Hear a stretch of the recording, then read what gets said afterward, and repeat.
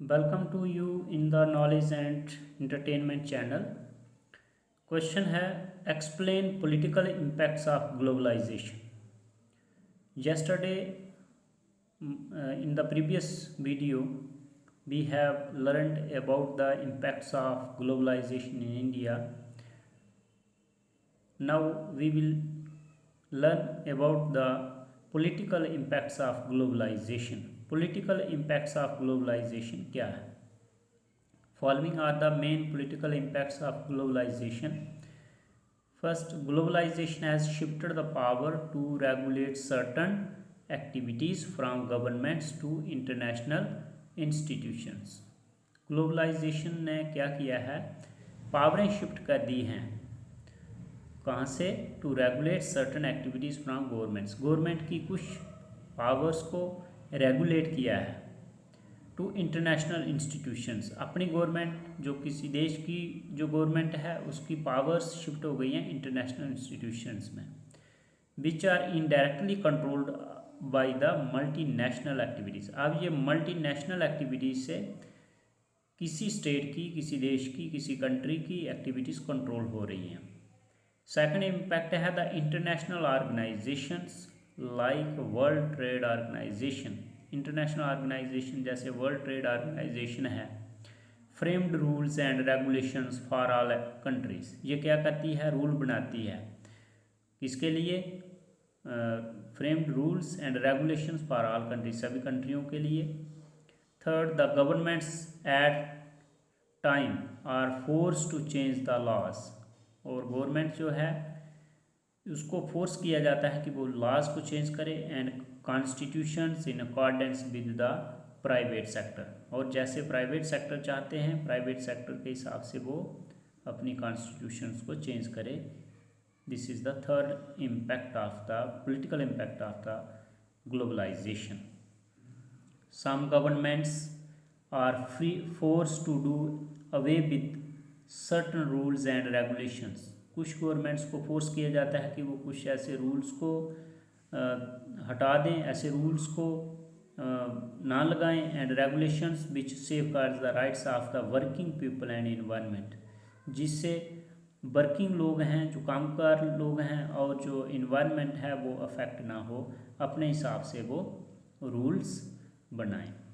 तो ये था पॉलिटिकल इम्पैक्ट ऑफ ग्लोबलाइजेशन। इसके साथ है explain briefly positive cultural consequences of globalisation. Globalisation के पॉजिटिव कल्चरल कॉन्सिक्वेंसेस क्या है, मतलब नेगेटिव नहीं, मतलब फ़ायदा क्या है कल्चरली हमें। Describe any two cultural consequences of globalisation. या तो शॉर्ट क्वेश्चन हो तो ऐसे भी हो सकता है कि कल्चरल कॉन्सिक्वेंसेस क्या है ग्लोबलाइजेशन के, उनको डिस्क्राइब करो, या ब्रीफली लिखा होगा, ब्रीफली डिस्क्राइब। आंसर है positive cultural consequences of globalization are given as below.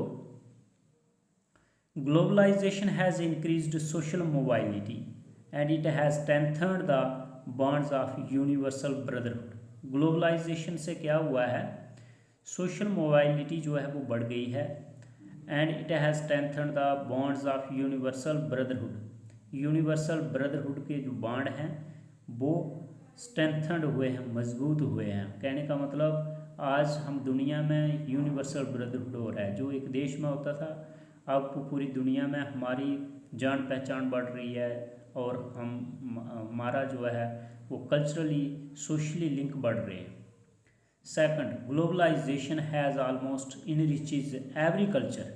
Globalisation जो है वो तकरीबन करीब हर कल्चर के पास, मतलब हर कल्चर इम्प्रूव हो रहा है, उससे हर कल्चर इनरिच हो रहा है। कहने का मतलब अमेरिका की का कल्चर आज इंडिया में भी है, और इंडिया का कल्चर रशिया में है, इस तरह से। It has not created any new culture nor it has not destroyed any culture. इनका कहने का मतलब है, जो पॉजिटिव व्यूअर्स हैं जिस नज़रिए से देखते हैं कि इसका कोई नया कल्चर भी नहीं हो रहा है, तो इससे कोई पुराना कल्चर डिस्ट्रॉय भी नहीं हो रहा है। It has merely made some additions in the customs and fashions of every culture. अब हर फैशन और कल्चर में कुछ नई एडिशंस हो रही हैं। कहने का मतलब कुछ नया नया कस्टम, नए नए रीति रिवाज और फैशन जो हैं वो आ रहे हैं।